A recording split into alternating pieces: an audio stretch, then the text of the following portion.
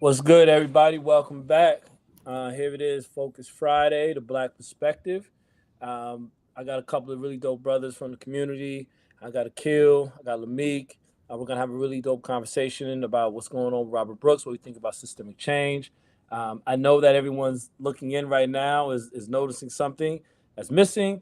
No Jamaica Miles today, right? This is just me and a couple of the brothers and we're really going to get into this conversation about what we think you need to know about what next steps look like as far as systemic change is concerned for Robert Brooks. For those that don't know, who are maybe just catching up to what's happening on December 9th, 2024, Robert Brooks, who's a 43-year-old black man, was fatally beaten by correctional officers at the Marcy Correctional Facility.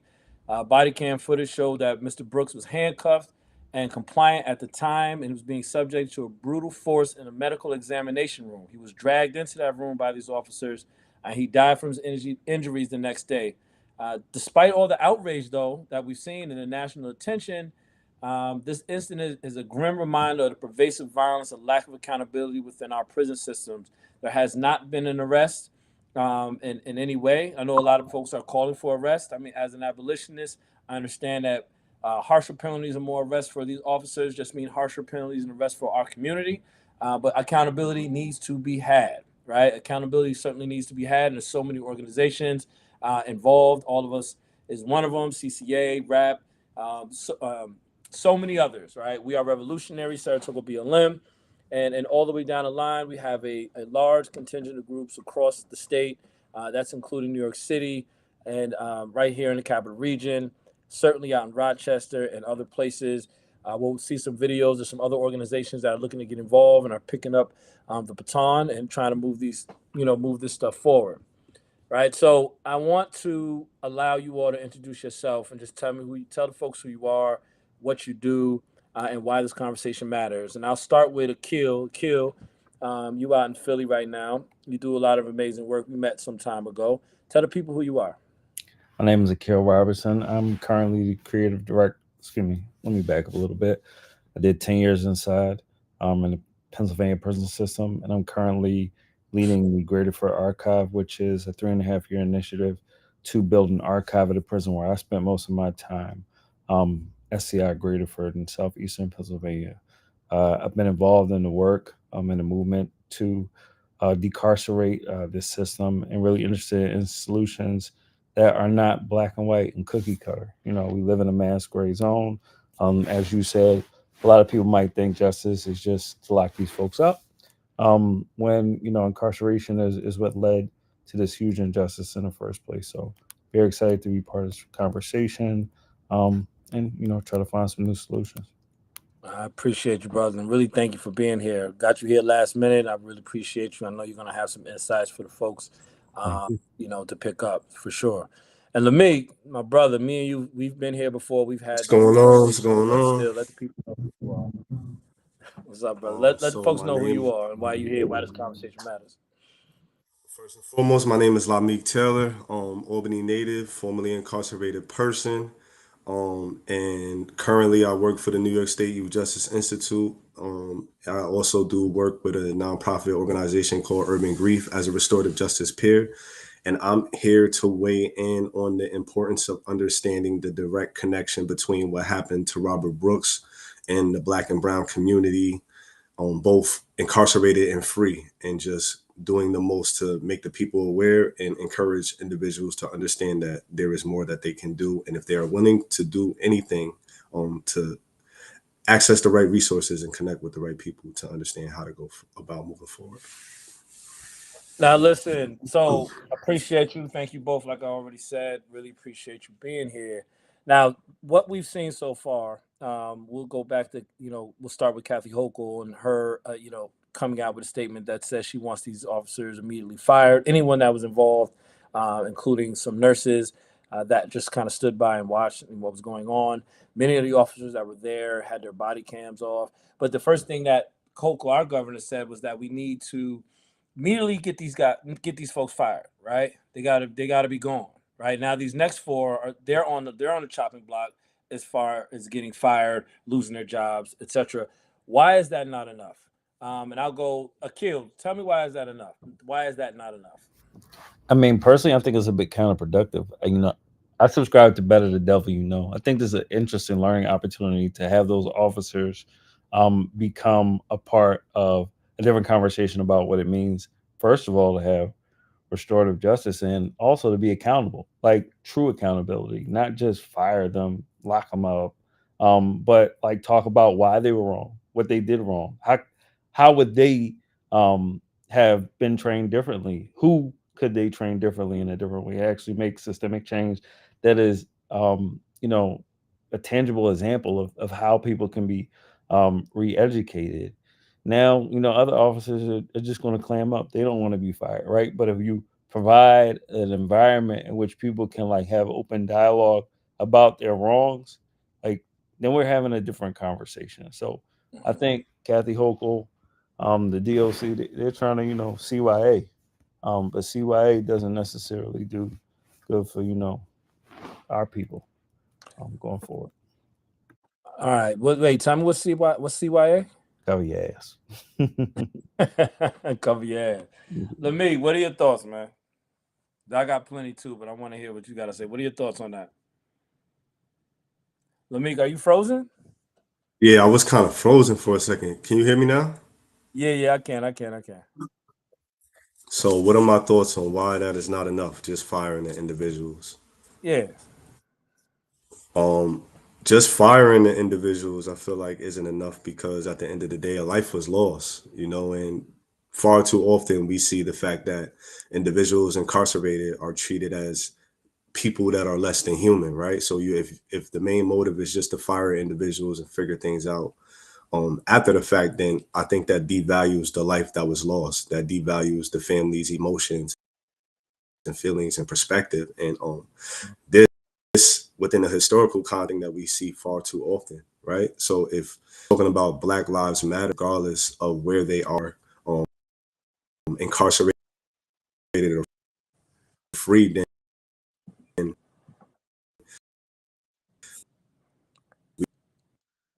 we have to uplift the value of any life, any Black and brown life, regardless of the set.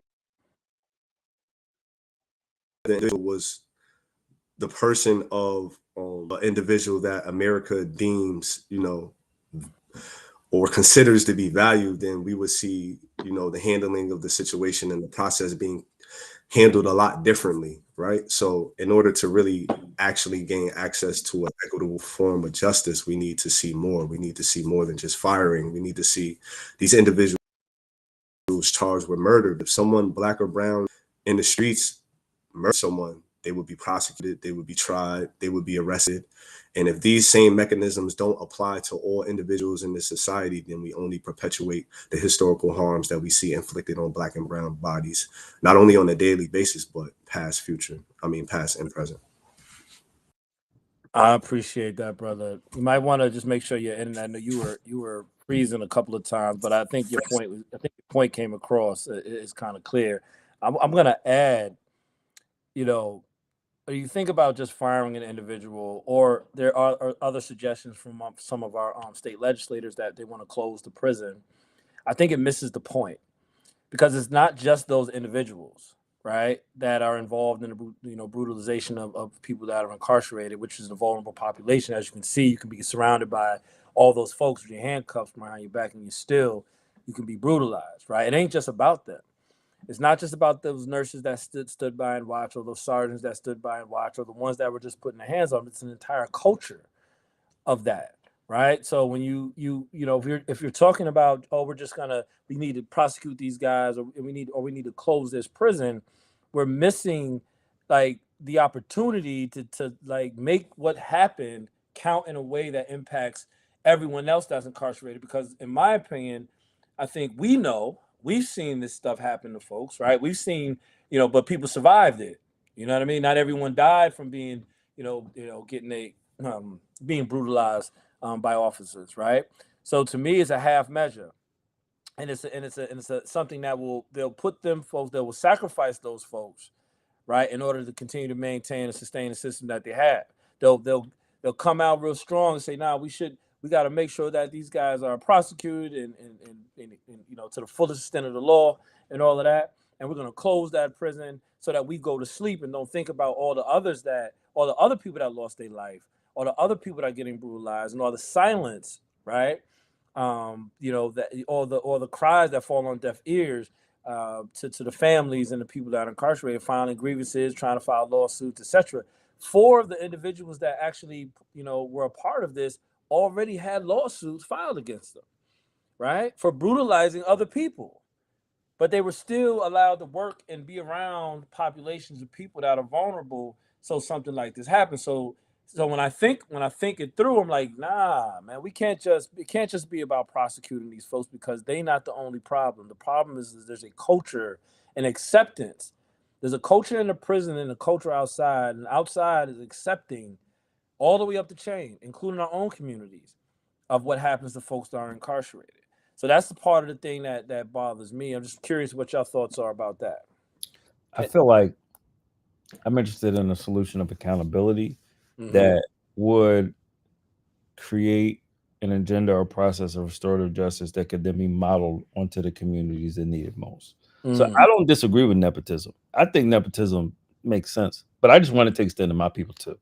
Like if there's a conversation about a mitigated circumstance around the murder that these people collectively committed, like how can we have a conversation about a sentencing which allows for them to create systemic change, right? I think that they are in a position to do so and should be made to do so, um, because I think, as you say, Sean, this is systemic. Closing a prison isn't going to solve it. Charging these people to give them life in prison isn't going to solve it. It's just like literally doubling down on the circumstances which created that thing in the first place. So like, how can we really start looking at? I mean, for instance, indigenous practices, which have gone on to hold people accountable in radical ways of just like helping and contributing to the dismantling of the harm that they're a part of, right?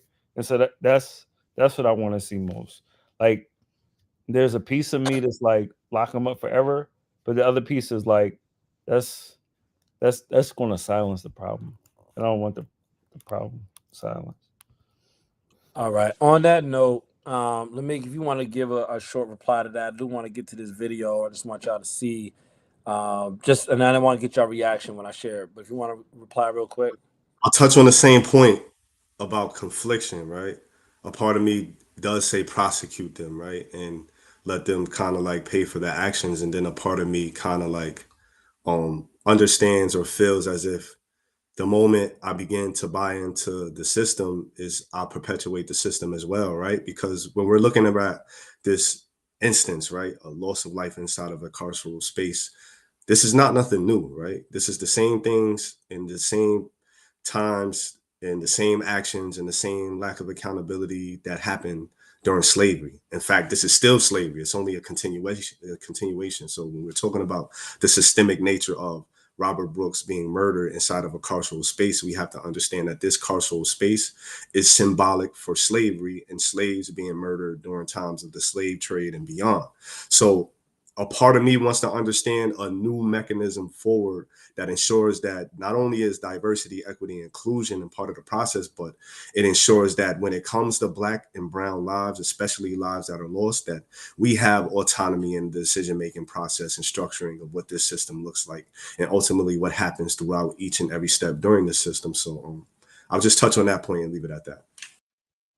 All right. I appreciate you, brother. I just want to appreciate that response. And I see someone is in the chat asking for a link.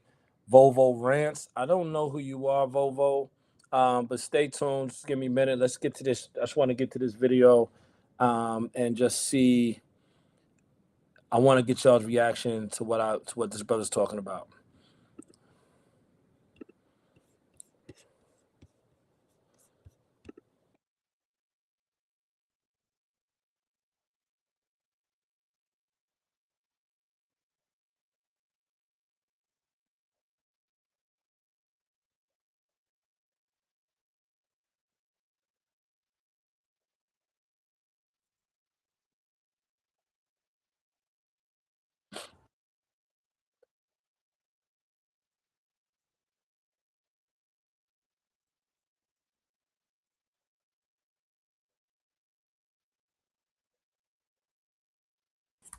I can't hear it.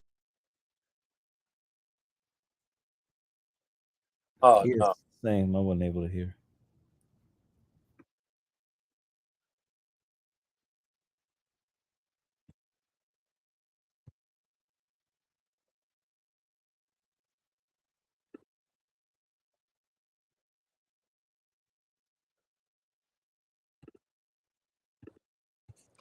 You said you can't hear it? No. Oh my goodness. Well, there I go trying to be cool and try to put a video up. That's my bad. Um, I got to figure out how to get the sound going, but I can kind of let you know what it is they were what it is they were saying in the chat or in the on the video. He was basically just asking the officers he was part of the beat up squad. The beat up squad. Do y'all know what the beat up squad is? No. So beat up. Heard. Let me. I'll let you answer that. Do you know what the beat up squads are? So the beat up squad is a group of correctional officers within a correctional setting who are known to brutalize and beat up the individuals who are incarcerated. These encounters or excursions happen at an accelerated rate, and 9 out of 10 times, most times they usually happen for no reason but are justified in ways that legitimize this brutality that takes place in prison. So the beat up squad. Yeah, let me add to that too, real quick. So the beat up squads are usually the guys with black gloves. They're a team. Every time something's going down that's relatively serious, We on like the same. they're the ones that show up. They're known for they're known for putting hands on folks. Usually they've been down in the work for 10 plus years. It's what they do, right? They got great relationships with all the administration up, at least the folks that are directly supervising them. And what happens, with them is that, I've heard from the beat up squads from so many different people, especially in New York. I don't know if they got a different name for them out in PA. Yeah. I figured that's what you meant. I just didn't want to assume. It's the same. Yeah. I don't know So if we call them beat up squads, but yeah, it's the same everywhere. it's the same everywhere, right? So apologies for not having the sound on that. This is my first. This is the only. I only run this a couple of times. Jamaica Miles does this. I don't. But I'm gonna get it right. I'm gonna figure it out. But it was interesting to see he was at Marcy Correctional Facility right then at the time, and basically questioning those officers about Robert Brooks and the beat up squads and whether or not they even condemned what was going on. And you couldn't hear it, but those officers didn't have a lot to say. And I just caught that video a little bit earlier in the week, and I just wanted to hear. I thought it was interesting because I heard so much about the beat up squads, and I heard it is interesting that someone actually showed up at Marcy Correctional Facility to ask those questions of the officers just to get their reaction, which kind of speaks to how impactful what happened to Robert Brooks is. But the thing is that it ain't just about Robert Brooks. There's so many people that have been impacted once again across our state and I would say across the country. Um, we had a press conference on December 30th, and we had a bunch of speakers come out and talk about their own personal experience, what they thought should happen with systemic changes, what they thought was important. Decarceration is a huge one. Independent investigations is another huge one. Automatic firing for folks that turn off their body cameras when they're on duty interacting with folks was another piece. And there's many more. But one of the things that stood out the most to me was the families that had not been heard for so long. And there's a press conference around another brother that gets killed, right? And there's a brother named Amik. It was his family was there, his mom, his rest of his family, and they were screaming at the top of their lungs, like this just happened to my son 2 months ago, right? And I couldn't get anybody to come out. I couldn't get anybody to hold a press conference. I couldn't get anybody to listen to me and help me take some steps to address the murder of my son. And it was so many people that were out there with a similar sentiment. I thought it was really um, it was just it speaks volumes to me about how painful it is, like when your family member gets killed or something happens and there's no accountability and there's no way forward. So that's why I wanted to share that video, and I'm wondering what your reaction is to what I just said. Yeah. I wrote an op-ed in Philly in the Philly paper a couple of years ago about my experience with correctional officers. I didn't get beat up, thank God. Um, but they had me handcuffed. They slammed my head against the wall a couple times, and they were about to jump me, but the lieutenant came, and then they quickly got me outside the cell. And the lieutenant's, why is he cuffed up? Oh, but why didn't you put it over the radio? And then the lieutenant like looked at me like for an explanation, but of course I didn't give it because Yeah. Yeah. my you all are together. you know that that's not a good idea for me. So I just I took whatever bullshit charge they gave me and I got locked up. They sent me to the hole. But I guess I'm reminded of the fact that there is so much violence accepted in the criminal justice system that is not accounted for as punishment, but is expected or ancillary part of punishment that we don't necessarily give people credit for or time for or credit towards sentencing. And so when you're arrested, arrest is a violent act. They slam you on the ground. They take you down. They might beat you up. If you're quote unquote resisting. I'd never been robbed before I got arrested. Cop went right in my pockets. You think they taking everything for evidence. I never saw that money again. And so it continues when you get to the prison. They use control over your body and some like play at sexual humiliation to Yeah. strip you and do this, and that's another form of violence. And then you get to the prison and they take all your things. You start off with a bedroll and a pillow if you're lucky. And it continues from being cuffed to being shuffled to and from court, on and on and on. And there are these like little small things which even the public knows and understands through popular culture are part of the violent presentation of prison that make it something where violence is acceptable and then create the condition not only for correctional officers to brutalize us, but for us to brutalize each other, Yeah. right? That's right. And Right. that is so much a through line of prison that it is an acceptable and expected part of the prison experience. And so until we start to like really break that apart and break that open and to say that no, prison is the punishment, even though it's supposed to be rehabilitation, the sentencing, the prison, the time away from your family and friends, the streets is the punishment. There doesn't need to be violence on top of that. It Mhm. doesn't need to be um, squat, cough, spread your butt cheeks on top of that. There doesn't need to be all these things on top of it to make it a system of violence and humiliation and victimization of one another and all these other things that happen inside a prison to make it this miserable space. And so Robert Brooks is like his death is symptomatic of this larger malaise that Mhm. America hasn't dealt with in terms of like how we are dealing with people who break or are criminalized for a perception of the breaking of the societal contract. Like we need to hold each other and guard one another with more care, especially when people are at their lowest, which I feel like everyone is in a prison.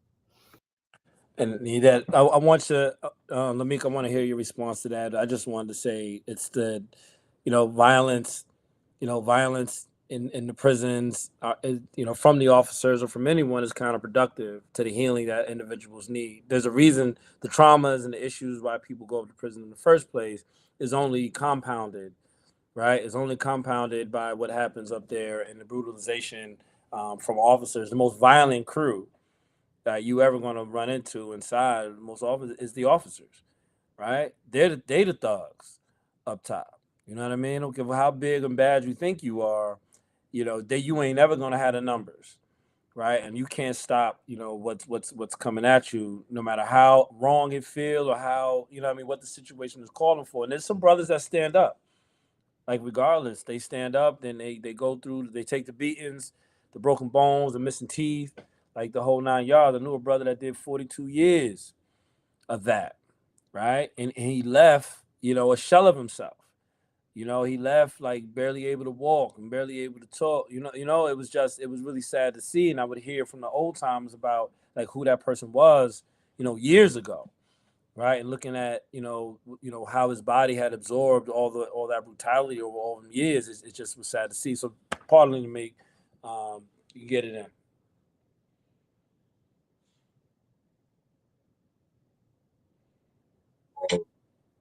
I think that one, in prison we see a culture of brutality that has been legitimized, and just like the brother Akil said, from the moment an individual is arrested all the way through the shuffling of the process of going to court, returning in and out of a cage, being given a DIN number, your hair being shaved, being stripped, being given um, a bundling package of nothing. It all is in a lot of wide variety of ways, various forms of violence that kind of traumatizes an individual from the moment they come in contact with the justice system.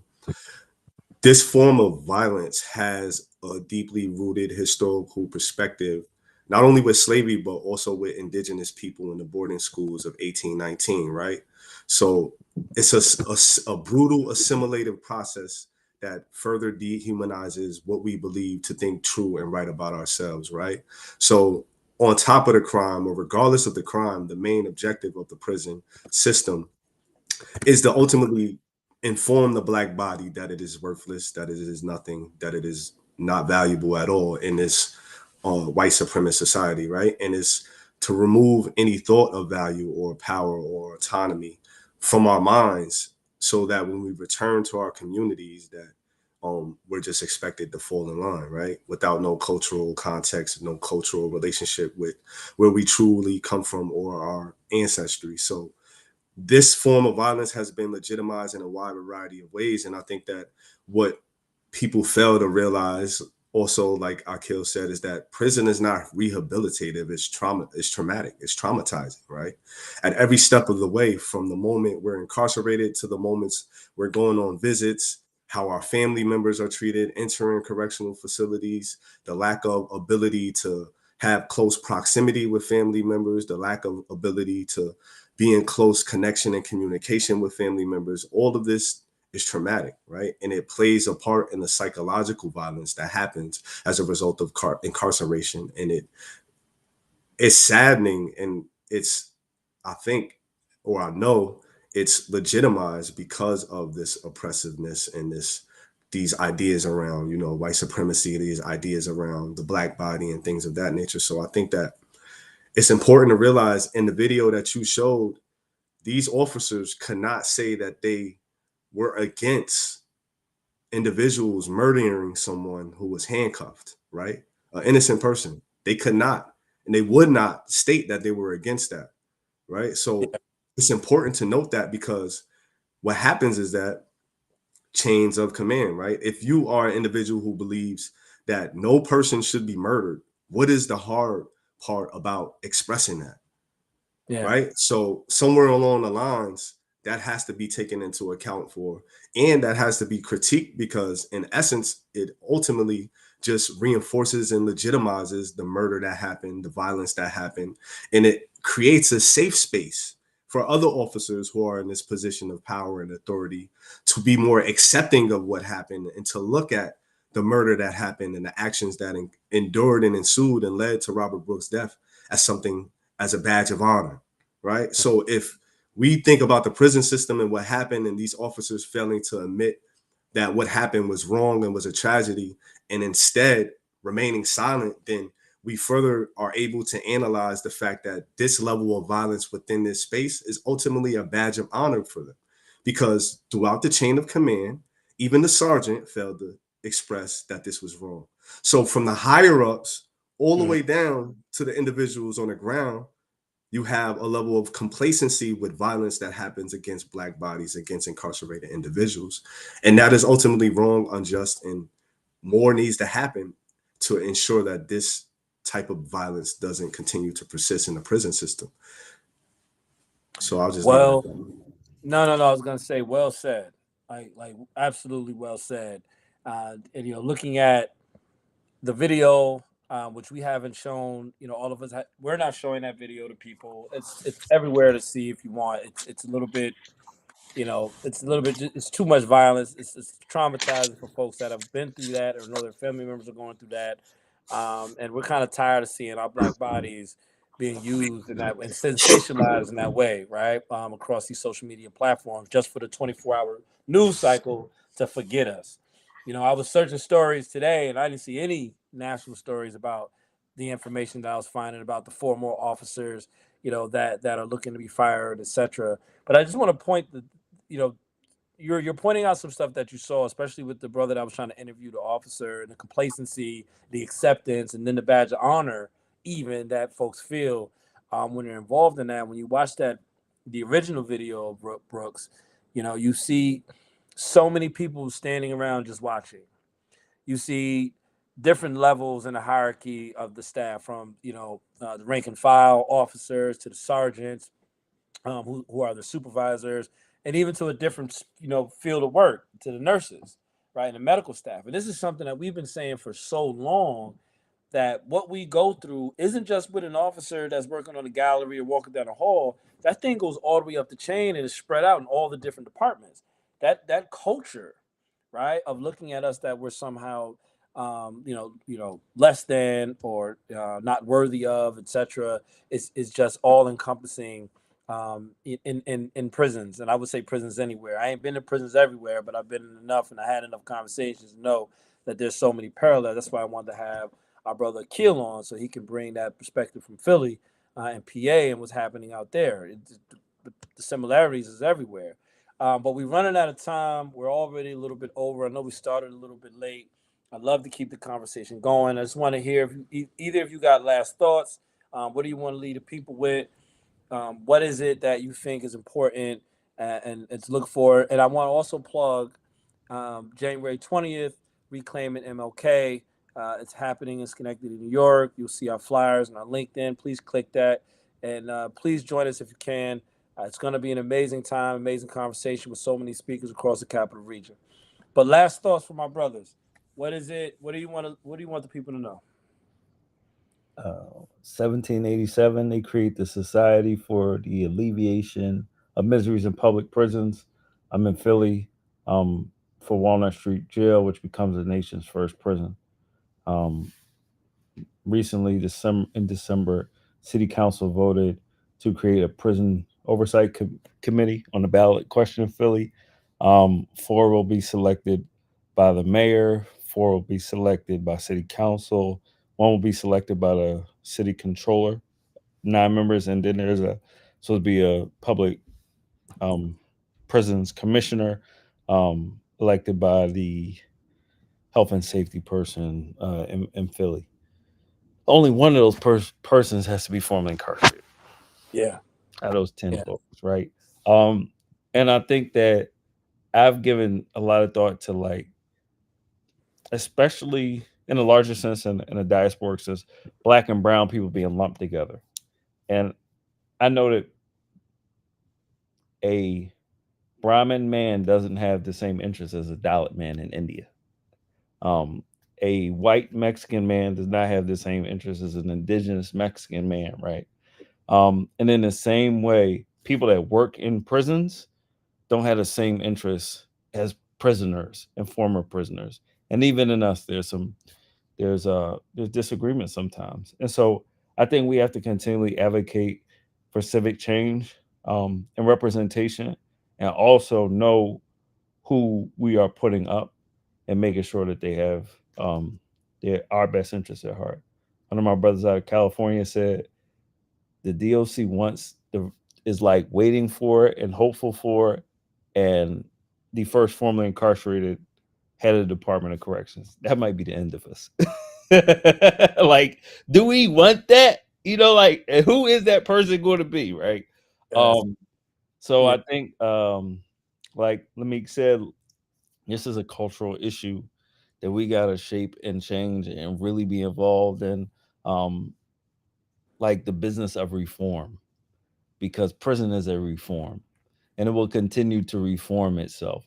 And if we aren't careful, if we just call for folks to be locked up, if we just call for oversight committees, and we ain't watching how these things are done, then nothing's going to change.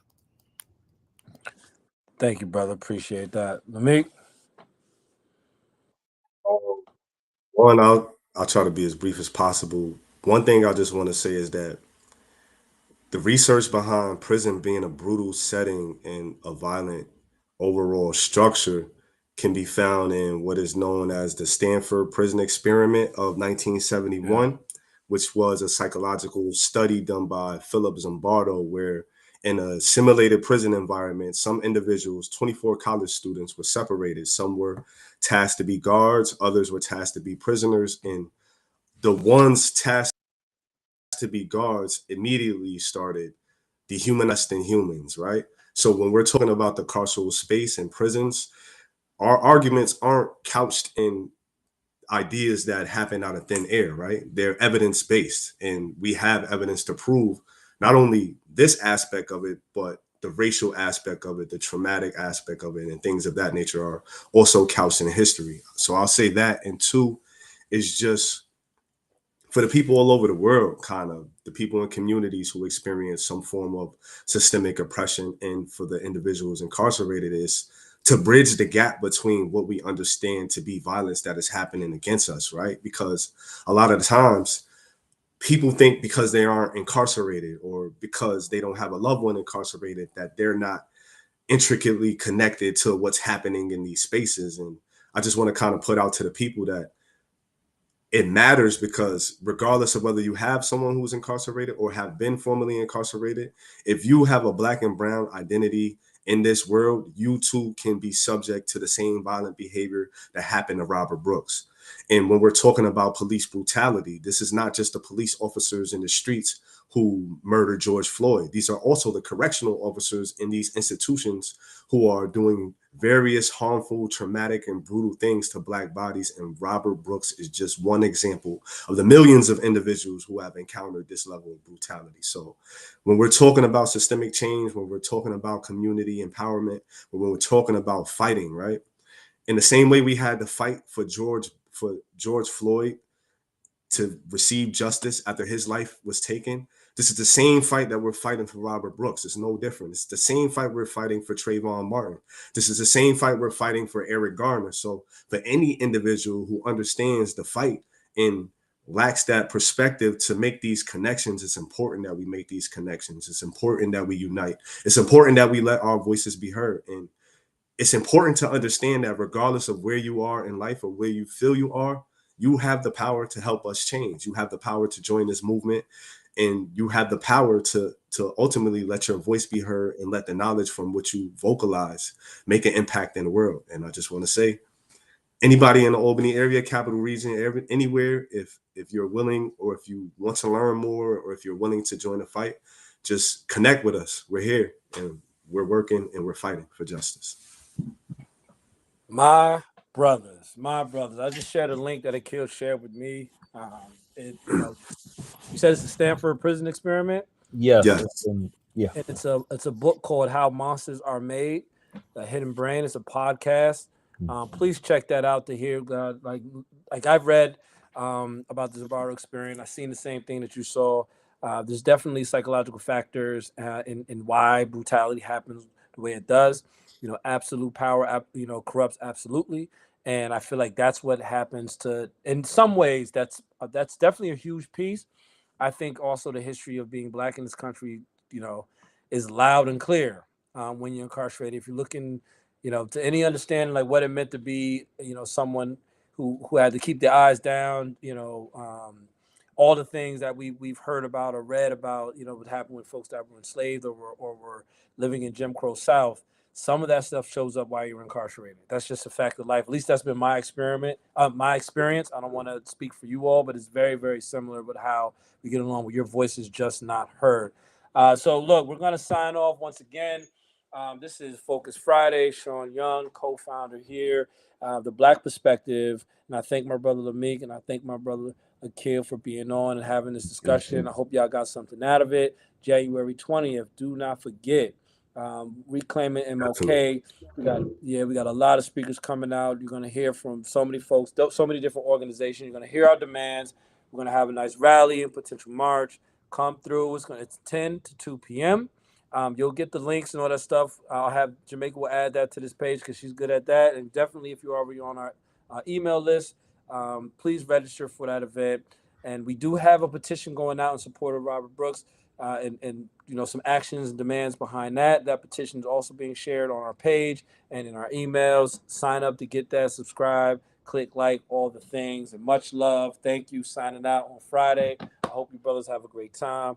Peace out. Y'all don't go nowhere. Lamika, Kill, stay on. I'm gonna send our viewers somewhere else, and I'm gonna talk to y'all. Peace. Thank you.